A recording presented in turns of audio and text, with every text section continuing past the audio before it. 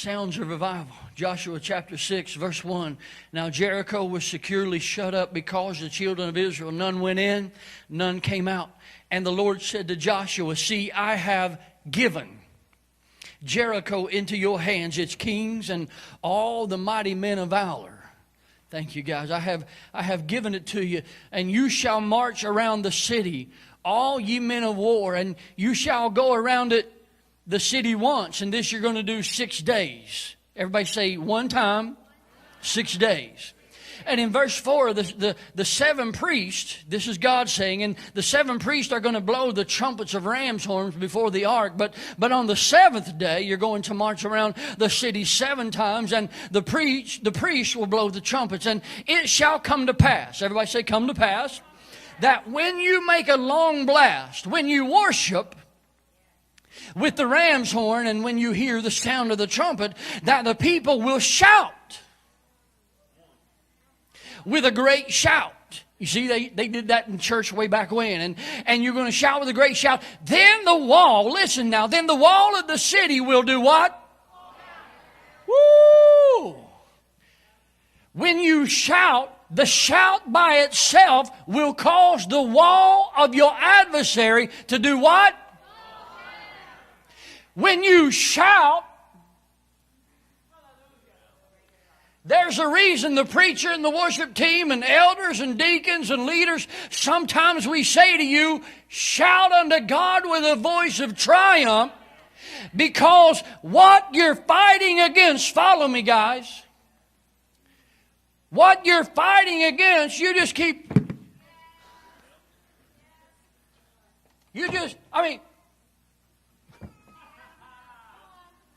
the Bible says that if you would stop fighting the wall and shout unto God, that the wall would fall. You keep shouting at your devil when you should be shouting to your God, because when you shout to your God, he will cause your devil to.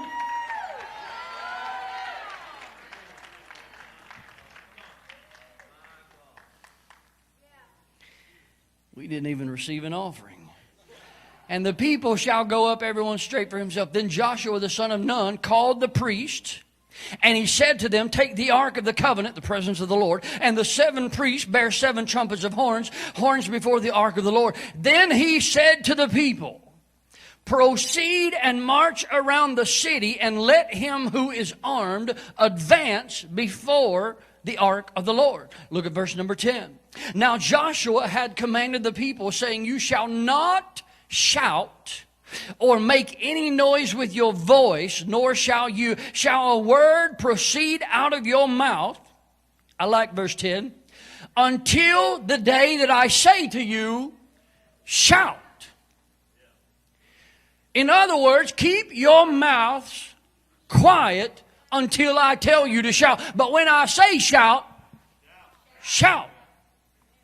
Verse 12, and Joshua arose early in the morning, and the priests took up the ark of the Lord. Then the 7 priests, bearing 7 trumpets of ram's horn before the ark of the Lord, went on continually and blew with the trumpets, and the armed men went before them. But the rear guard came up after the ark of the Lord, while the priest kept worshiping God, blowing the trumpets. And the second day, they marched around the city once and then returned to the camp, and they did this for 6 days. Here we go, verse 15. But then it came to pass on the 7th day that they rose up early about the dawning of the day, and they marched around the city 7 times in the same manner. And on that day only they marched around the city 7 times. Here we go, verse 16. And the 7th time it happened. I love church services where we leave and we're like, man, it happened. What happened? What's it look like? And it happened when the priest blew the trumpets. I'm beginning to love the sound of trumpets. That Joshua said to the people, shout, for the Lord has given you the city. Now the city, verse number 18, and you by all means, listen to this now, abstain from every accursed thing. lest you become accursed when you take off the accursed thing and make the camp of Israel accursed and trouble it. Verse 20, so the people shouted when the priest blew the trumpets. And there it is again, it happened. It happened. How was church? It happened. It was lit. When the people heard the sound of the trumpet, that the people shouted with a great shout, that the wall did what? Fell down flat. And when the people went up into the city, every man straight before him, and they what? Took the city. Whew. Now listen, if you haven't been here the last couple of weeks, you've missed it. We'll get it to you another day. We're preparing for revival. Today we're hearing sounds of revival. Boy, we're itching like, man, we are that close to getting through all of this. Now let me attempt to go through this as quickly as I possibly can and give you as much as I possibly can. But I'll warn those of you who, like the teacher, the preacher has made an appearance. So I make no promises. Verse number 2. The Lord said to Joshua, I have given you Jericho. What did he say? I have given you Jericho into your hands, its kings and all of its mighty men. In other words, it's a God-ordained victory. God said, I've given it to you. Great awakenings and great revivals have the promise of outcome. That's the first one. They have the promise of outcome. Don't go into a revival. Don't go into anything that you don't have the promise of outcome. I'm giving you a land. Where's it at? I'll tell you when you get there. What's my future look like, Lord? Well, I'm not going to give you a clear picture, but if you'll just take my path and be obedient, Abraham, when you get there, I'll make it clear. Every revival needs the promise of an outcome. Now look, in verses 3, 4, and 5, here's what happens. Now let's just go ahead and walk together, little children, this morning. Let's grab hands and walk together. God began to tell Joshua in verses 3, 4, and 5. Now listen, you're going to march around the city. You're going to be quiet. You know how hard it is to tell a bunch of Christians to not say anything? Now, I've been in churches where they master that, but this is not one of them. But God all of a sudden says, here's what you're going to do. You're going to march around the city. You're going to do this for 6 days. You're going to do it once a day. Now, you're not going to say anything. The priests are going to blow trumpets. God's telling him what they're going to do. Priests are going to blow. But on the 7th day, you're going to do it 7 times. And then when I tell you, you're going to tell the people to shout. And when they shout, they're not going to have... Listen, here's the best thing about occupying revival. You don't have to fight for it. God prepared. All you got to do is be obedient. God says, but when they do what I'm telling them to do, they'll shout and the wall's going to fall down flat.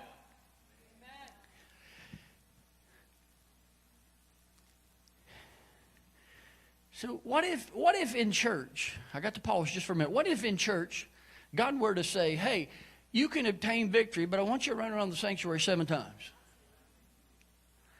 Now, some of you would already be out because you're going to be like, not me, not for me. I don't do that in church. That's because you're not part of the remnant.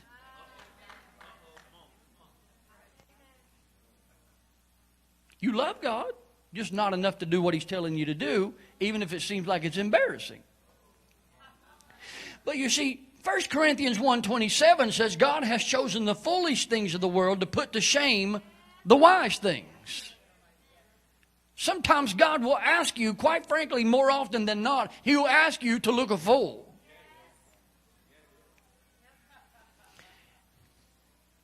Pastor, how do I know that the Lord's asking me to do this? If it looks foolish, it's probably the Lord. Now, if it's insane, it's probably not God. Great awakenings and great revival require God's instructions. That's the second one. You cannot have great awakenings and great revivals if you do not have God's instructions. Now listen, right here's where you get the first set of instructions.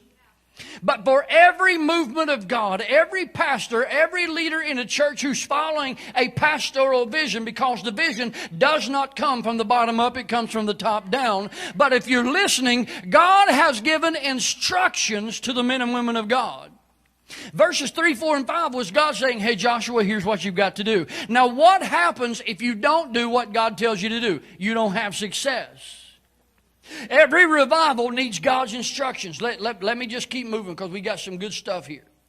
Now verses 6 and 7, I want you to notice this. It says that Joshua called the priest. And Joshua began to tell them what they were going to do. So God told Joshua, Joshua told the leaders. You should be in some of our leader meetings. And they're like, hey, are you sure? God told Joshua. Joshua in verse 6 and 7 began to tell the people. And here's what I want you to know this morning. Amen. Ephesians 4, verse 11 and 12. He himself gave apostles, prophets, evangelists, pastors, and teachers for the equipping of the saints, for the work of the ministry, for the edifying of the body. Listen, every person in this room, every person in this church who's a part of the fivefold ministry, preachers, teachers, evangelists, prophets, apostles, your elders, your deacons, and all of your ministry leaders, their job is to equip you for the work of the ministry, for the edifying of the body. My job as a pastor is not to actually bring you here and make you feel good. My job is not to save all of your friends. Amen. If you just come to church with me, you can get saved. That could possibly be right, but possibly be wrong. My job is to equip you.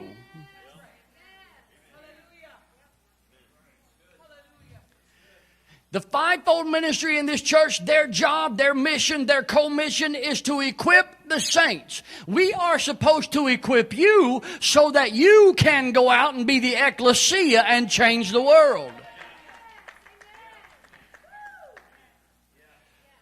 Great awakenings and great revivals have equipping discipleship accomplished through the fivefold ministry.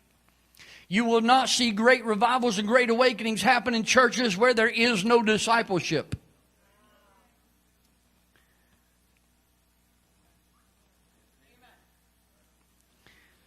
Y'all buying what I'm selling? To have revival, the fivefold ministry has got to be teaching and equipping. And let me just go ahead and say this out loud. Amen. Everybody's like, well, the pandemic's happening and so we don't have the ability to do anything. Hogwash.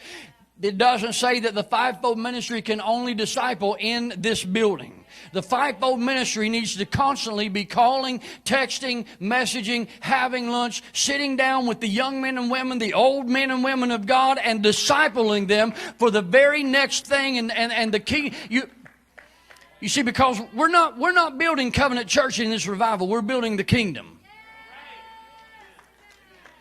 Let me go ahead and talk to the simple-minded people this morning. So many people, and I've heard it with my own ears, I know a lot of pastors, we're going to have revival so we can build the church. Wrong. Your church might grow, and that's perfectly fine. Jesus talks about the church 3 times in the Bible. He talks about the kingdom almost 150 times. Kingdom-minded versus church-minded. Church-minded people will shout with you at 10:30 and cuss you at 12:30.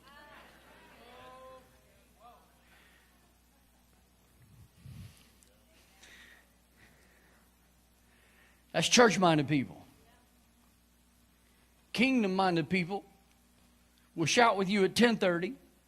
You can hit their bumper out in the parking lot at 12:30, and they'll still hug you and laugh about it and love you. Don't worry about it. Ain't no, that's kingdom-minded people.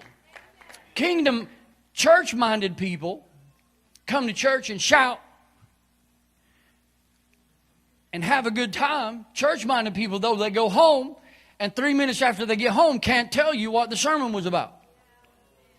Kingdom-minded people come to church for 2 or 3 hours, and when they leave, they go somewhere else where they can still have church with their spouse, their friends, their children, at Cracker Barrel, at Walmart. They can still have church for another 3 or 4 hours. Why? They're kingdom-minded, and they don't want to contain it to this building by itself. Therefore, they take what they've gotten here, they go out, they become the ecclesia.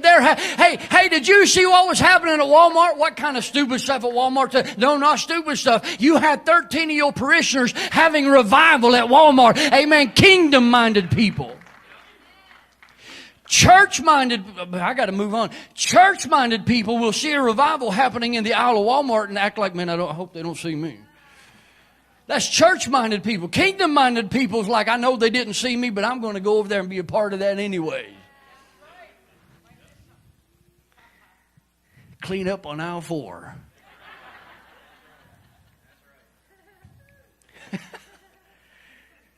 So verses 6 and 7 is Joshua teaching us that we are required to have equipping discipleship. Look down at verse number 10. I'm trying to move for you, okay? Verse number 10. Joshua, he commanded the people. Now listen to this. I like this. This is where we need to get to in church. Joshua said to the people, listen. Now listen.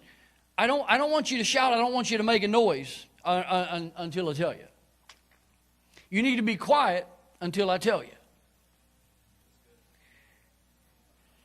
Now this is Joshua testing their obedience. But Joshua was saying, don't make a sound. Joshua was saying, don't permit your mouth to be the tool that the enemy will use against you. Pastor, I just don't know what my biggest problem. I know what your biggest problem is, your mouth. We're in marriage counseling and preacher. I just don't know what my biggest problem is. I tell you what your biggest problem is, your mouth.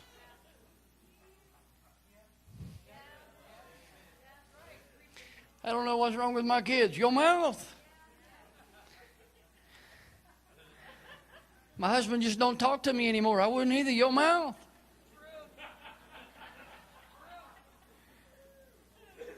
My husband, have you been around him? Yeah, his mouth.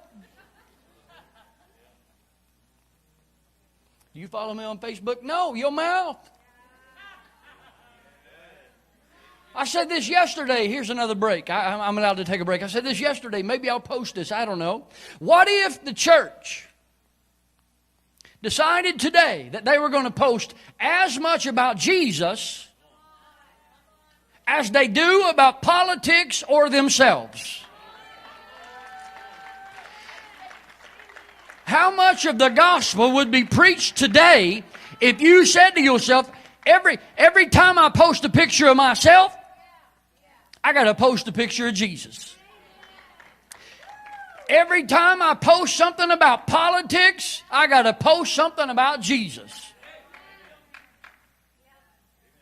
Half the room got quiet. Why? Because I'm talking to the remnant. I'm not talking to all of you. Joshua was saying, don't permit your lips to speak doubt, complaint, gossip, false information. Your words give life and death. Your words can bind something or cause something to be free. Joshua said, guys, don't say a word until I tell you. In other words, great awakenings, great revival require the silencing of unbelief and complaint. Proverbs 18:21, death and life are in the power of the tongue. Revivals require the silencing of unbelief, complaint, doubt, false information. There are times when your preacher says, shut up, that you ought to.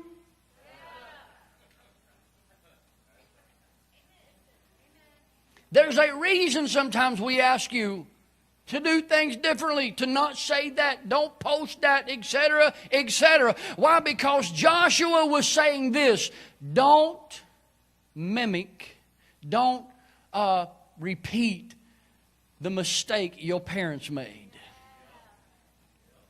Boy, I could preach right there for 13 minutes. Don't repeat the mistake your parents. Who were their parents? Their parents were the people that were told you can't go in because you won't shut up. You complained and you murmured and you gossiped and you backstabbed and you were me oh my and blah, blah, blah. And God one day got so sick of it, He said, I can't stand it no longer. Your mouth has gotten so big, you will not inherit the promise I gave you, but your children will. Joshua said to Moses' generation, don't commit the same fraud and mistake that they made. Keep your mouth shut.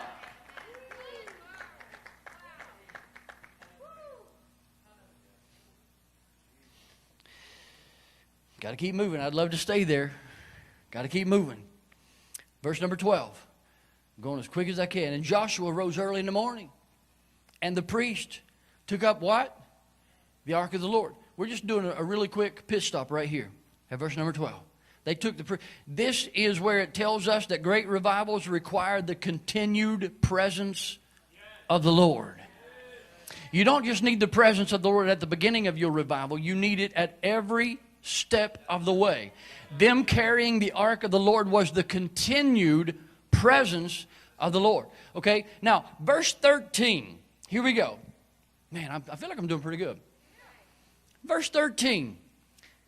So the 7 priests bearing 7 trumpets of ram horns before the ark of the Lord went on continually, and they did what? Blew with the trumpets. The priest had the horns and they blew continually.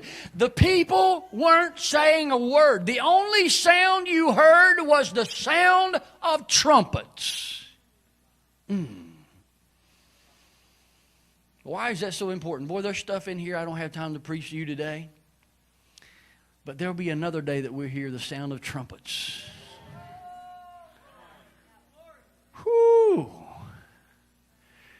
The priests were blowing the thousands of people marching around Jericho, and they weren't saying a word. The only thing that was happening was the sound of trumpets. Sometimes all God wants is our worship. It is the sound of the Lord. It is Judah first. Judges 20 and 18, they said, which of us shall go up first to battle against the children of Benjamin? And the Lord said, Judah first. Why do we open services with worship? Because God said, Judah.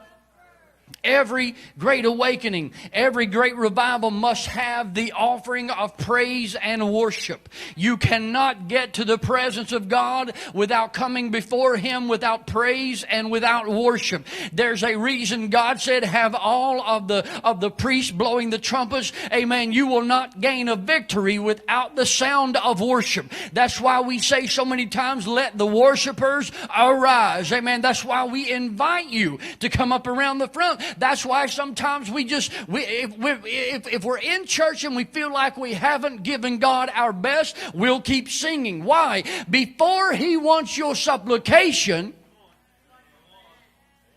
He wants your worship.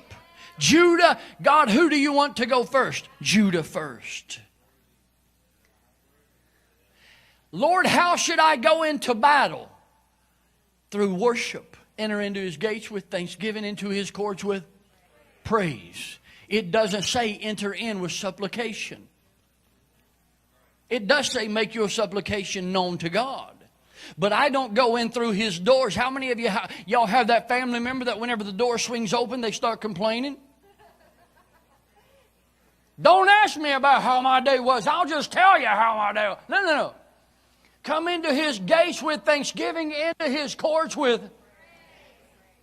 You don't come before royalty without offering something. Come on, church. You don't come before royalty without offering something. If you want breakthrough, God was telling them, hey, if you want a great revival with breakthrough, start it out with praise and worship.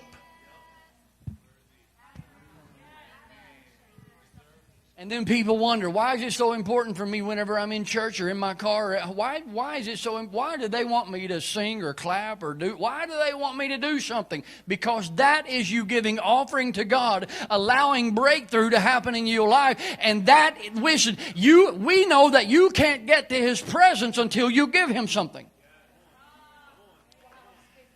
You want to know why so many people are unhappy that are in the body of Christ? They keep wondering why they can't get what they're asking for. That's because you've never given Him what He's asking for. And you can't get into His presence because you're unwilling to give Him what He requires. Woo! Verse 14 and 15. I'm doing great. Thank you. Now look at this. On the second day, they marched around the city once. And they returned to the camp. And they did this 6 days. 6 days. But it came to pass on the seventh day. They rose early. The dawning. They marched around the city 7 times. And on that day, they marched around the city 7 times. Why is that important? They marched for 6 days, once a day. The seventh day, 7 times. Y'all ready for this? Here's where I'm about to lose some of you. Preparing for revival. Here's where I will only be talking to the remnant. Great awakenings, great revivals require unity in obedience. Unity in obedience. Now, I'm going to expand on this here in just a little bit, here in just a moment. Unity in obedience. Ephesians 4 and 13, till we all come to the unity of the faith of the knowledge of the Son of God, to a perfect man, to the measure of the stature of the fullness of Jesus Christ. Until we come together in the unity of the faith. You can't accomplish something as a body if the body is not unified in obedience. They all marched around 6 days. And on the seventh day, they did it 7 times. There was no murmuring, no complaining. No, well, I'm not coming to church because I'll have to wear a face mask. No, I'm not coming to church because there's a pandemic. No, I'm not tithing because I can't afford it. Not, there was none of that. God spoke to Joshua. Joshua spoke to the people. And the people said, yes, sir. As the Lord saith, we do.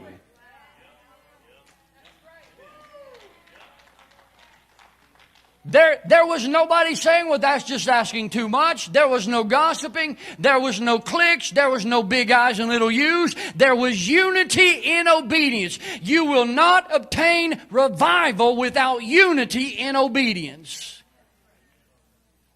And that, my friend, is how you lose half a congregation.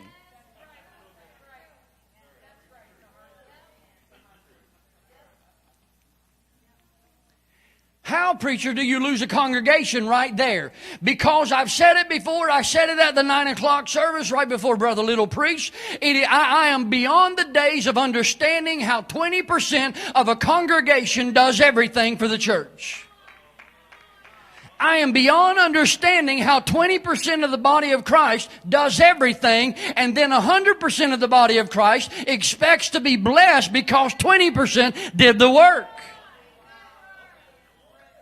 I'm beyond the days of understanding that the national average of tithing is 5% of all people who say they're a Christian. I'm beyond the days of trying to figure out if we can keep all of our staff during a pandemic because people stop giving. I'm beyond the days of having to hear my wife burdened at night because we can't get people to volunteer in CK. I'm beyond, y'all getting me now. I'm beyond the people that can go to Walmart, that can go to the restaurant, that can play sports, that can do everything else, but I can't volunteer and I can't go to church. You are not part of the remnant.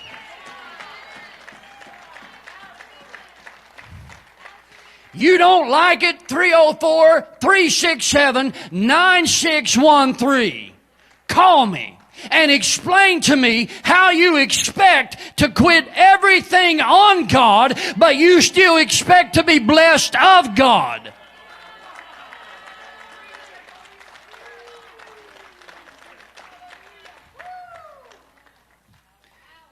I can go to work, I can go to the store, I can go to the game, I can go to the theater, I can hang out with 58 people at Christmas, I can do all of these things. But lukewarm Christian, when it comes to church, have you learned yet that the devil has deceived you?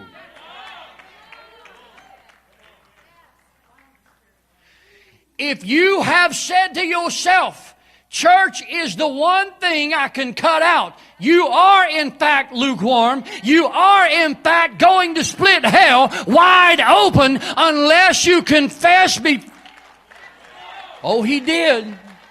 Oh, he did. Oh, he did. Oh, he did.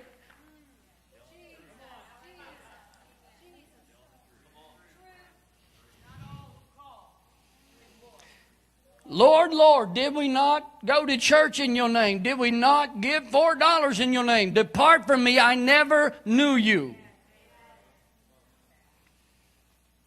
Just give me permission to move on.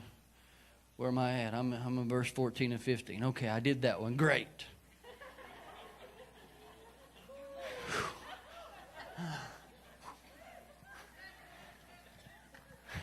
And I'm doing good.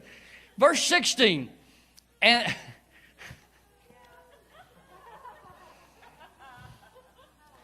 do you still love me? I do. The Lord chastises those He loves. If you've got a preacher that's lying to you, you need a new preacher. Welcome. But as my kids used to say, love me less. Love me less. Verse 16. Y'all ready for this? And on the seventh time it happened. Man, I love that. It happened. When the priest blew the trumpets, that Joshua said to the people, shout! For God has given you the city. Now get this. I got to take 2 minutes. I got to park here. He didn't say, shout and He'll give it to you. He said, shout and receive what's already been given.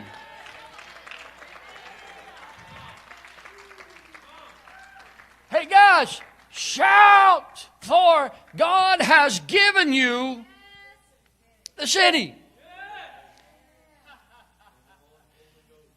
Whew. Now listen, I don't have time to park here for too long, but let me park here for just 1 minute. I'm going to have you out before 1, I promise. I don't have time to preach this to you, but you go study it for yourself. Maybe another day I'll preach it. Whew, man. The children of Israel had to shout, right? In the book of Psalms, I already told you, shout unto God with a voice of triumph. Shout unto God with a voice of triumph. When Jesus died, the last thing He did was He let out a shout. When He comes back, He'll come back with a... Now listen, if I could preach another sermon here, I would. If you study it out far enough, I've got the notes at home, I promise you, you'll learn that a shout declares not only victory before victory comes, but I can prove to you in Scripture that a shout summons the host of heaven's armies.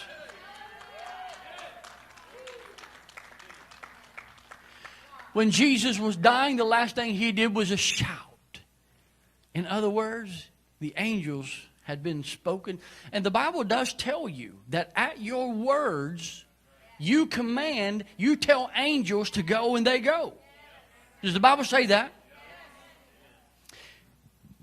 Jesus said to Joshua, tell him to shout and the walls will fall down flat. Joshua said to the people, shout and the walls will fall down flat. Have you ever asked yourself, how did the walls fall down flat? Imagine walls that they say is estimated anywhere from 6 to 8 feet thick. How does that kind of a wall suddenly fall down flat? Now you would say to yourself, it makes sense that it would go this way or that. No. The wall fell down. How would a wall fall down flat? And I wish I had about 2 more hours.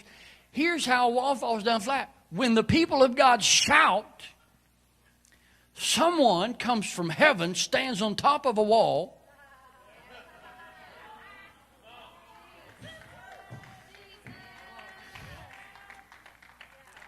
heaven's host, heaven's angels ascend, come from heaven, descend onto the wall, all because of a shout of God's people, and revival happened on top of that wall, and the host of heaven's arm. Now, I don't have time to prove all that to you, but I can do it another day. But that wall, I'm in verse number 16, I promise you this.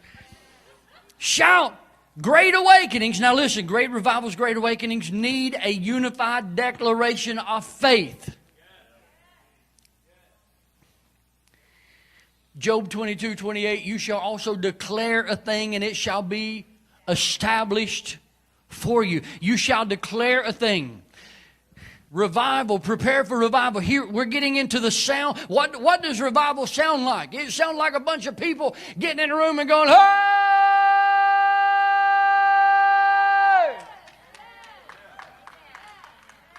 What does revival sound like? It sounds like 50 ladies coming up front and weeping in the presence of God. That's what revival sounds like.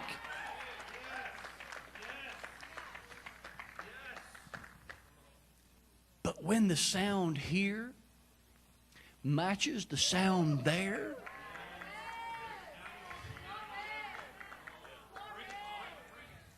and he says on earth,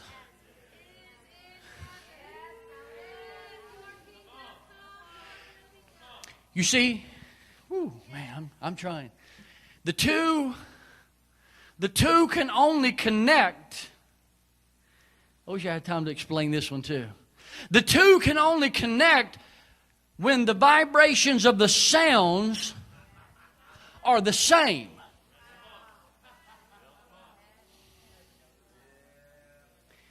In heaven, continuously, there's what? Praise, worship. And on earth, there's the beautiful sound of the continuation of, well, if I felt better, I'd worship you, Lord. Well, if I liked that song better, I'd clap my hands. No. When the sound here matches the sound there, woo! Great awakenings, great revivals need a unified declaration of faith. I'm winding down, trying to. Verse number 18. Are y'all still with me? 10 more minutes to 20. Verse number 18. This is very important. Listen, I'm preparing you guys for revival. This is good stuff. Pastor, what's the word for 2021? Revival, baby. Revival. Verse number 18. Joshua said to the people, by all means you need to abstain from everything that is accursed. Here we go. Keep your hands off of everything that is cursed, lest you become cursed. And if you become cursed, you cause your church to become cursed. What happened to my marriage? Somebody brought a curse into it. What happened to my church? Somebody brought a curse into it, Aiken. What happened to my business? Somebody brought a curse into it. Joshua said, don't take anything. Man, I'm telling you what, this is good. Joshua said, don't take anything unless you bring a curse back to the camp. Listen to the camp. Where'd that come from? Long Branch, camp. Great awakenings and great revivals require the participants to remain holy, without compromise, in victory. Y'all with me? Church, you have to remain holy after repentance. Great awakenings, here it is. I don't know what number this is. Great awakenings and great revivals require participants to remain holy without compromise. You cannot compromise once victory begins. You'll bring a curse upon everything. In other words, don't give up when the going gets tough, because just because you're in revival doesn't mean that you're going to be battle-free. Verse number 19. I'm almost done. But, here we go. Y'all ready for this? How many Christians we got in the house? Most of you.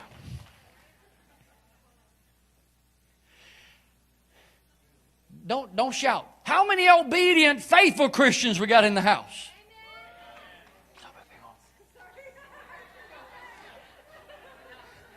Don't follow her example. Why? Because verse number 19, God said, but all the silver, the gold, the vessels of bronze and iron and consecrated to the Lord, they shall come into the treasury of the Lord.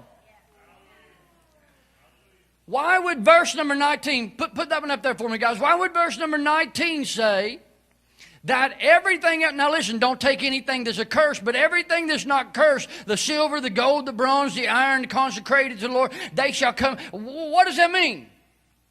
All consecrated items belong to the treasury of the Lord. All consecrated items,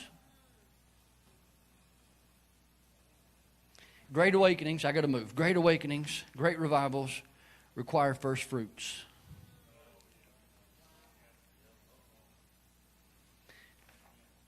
That's my fault, Mac. Every great awakening, great revival requires first fruits. First fruits of your praise. First fruits of your worship.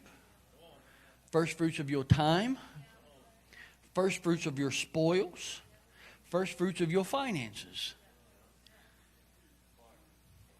You're either obedient in it all or you're disobedient in everything. Woo! Great revivals require first fruits. Remember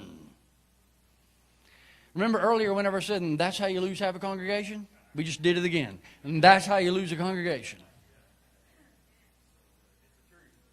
But is it the Word? As my mom would say, hey mama, hey dad, boss. Boss. Right there in red, black, boss. God requires. God didn't just ask for it. God requires. Don't go into the blessings of God and say to yourself, now I'm glad it's all mine. No. God says the first fruit belongs to me. Too many revivals start with people entering revival with what they can get. Revival is only blessed when you enter it asking, what can I give? Verse number 20, last one. Everybody said amen. You're welcome. So the people shouted. So the people shouted. Boy, such simple words that every preacher loves to preach. So the people obeyed. And it happened. And the people shouted. Not only did the people shout, the priest blew the trumpets. Look at that. Look at this picture. And it happened. Wait, how did it happen? It happened because of unified obedience. The people shouted. The priest blew the trumpets. Look at that now. And it happened when the people heard the sound. The people shouted with a great shout that the wall fell down. It happened. Not a story. It happened. So the people went up into the city, every man straight before him, and they took the city. Y'all with me now? The priest blew the trumpets. The people shouted. The wall fell down flat. Again, unity in obedience. Acts chapter 2, unity in obedience. 2 Chronicles chapters 5, 6, and 7, unity in obedience. But here's where I want to get to. Great awakenings, great revivals require every person doing their share. I talked about this a little bit earlier. You cannot obtain revival without everybody doing what they're supposed to be doing. Too many people in the body of Christ are taking time away from doing what they're supposed to be doing. Do you know how many gifted, amazing, anointed, talented people are on vacation for the last 1 to 5 to 6 to 10 years in the body of Christ? While the rest of us are just struggling to maintain it, keep it going week in, every. How come y'all don't get a weekend off? Because everybody's not doing their share. How come the same people play the same instruments all the time? Because everybody else aren't doing their share. How come the same people tithe all the time? Because the other people aren't doing their share. How come the same people seem to get blessed all the time? Because they're doing their share. Great awakenings require everybody to do their part. What is your part in the body of Christ? I mean, he gets quiet, doesn't Steve? He gets quiet. Y'all ready for this now? Great awakenings, great revivals require every person doing their share. Ephesians 4 and 16. If y'all want to read a great book, go to Ephesians. Ephesians 4 and 16, from whom the whole body, joined and knit together by what every joint supplies, according to the effective working by which every person does its... Y'all got quiet on me.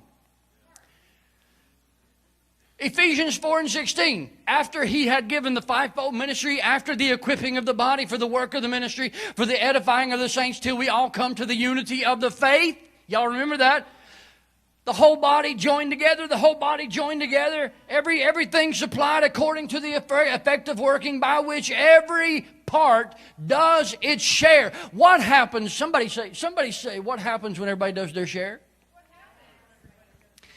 Causes growth.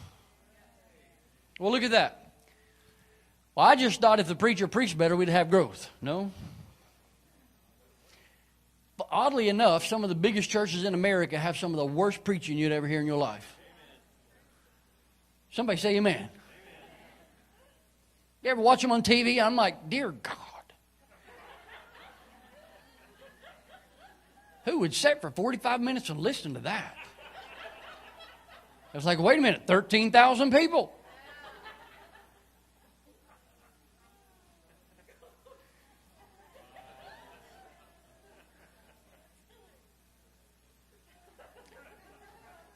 Here's the difference. Here's the difference. Church-minded people.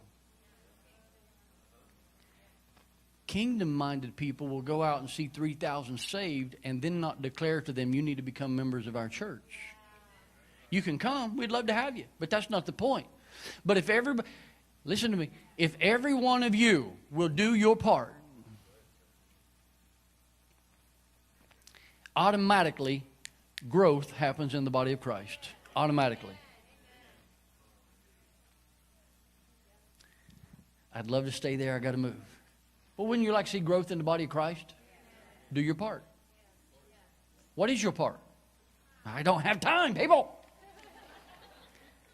Verse number 20, the very last line of verse number 20, and every man straight before him, and they took the city. Here's the last thing on this day that I'm going to give you for preparing for revival. Sounds of revival. They took the city. Great awakenings and great revivals require the enemy to be expelled from God's territory.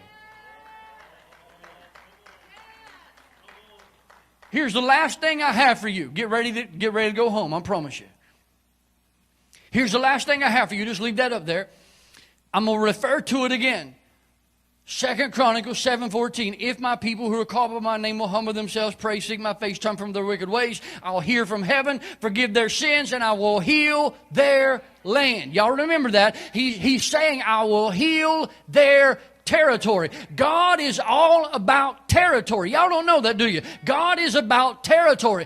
Abraham, go get territory. Moses, I'm giving you territory. 2 Chronicles 7:14, I will heal their territory. The book of Acts, go take territory. Go study it on your own time. I don't have time today. They took the city.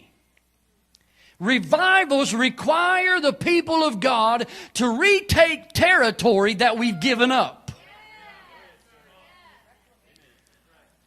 You want to know why this country's so bad? Is because we've lost so much territory. One preacher was preaching about how that the country is a reflection of the church. I'm ending with this now. I promise you, your home becomes destructive when you lose territory to the enemy. Your affair happened because you lost territory to the enemy. You became disobedient because you lost territory to the enemy. The children of Israel stayed 40 years in the wilderness because they refused to take territory that God already had said is theirs.